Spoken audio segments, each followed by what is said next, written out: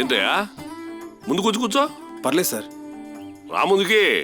అయ్యో పర్లేదు సార్. అరే రావయ్యా ముందుకి. Okay sir.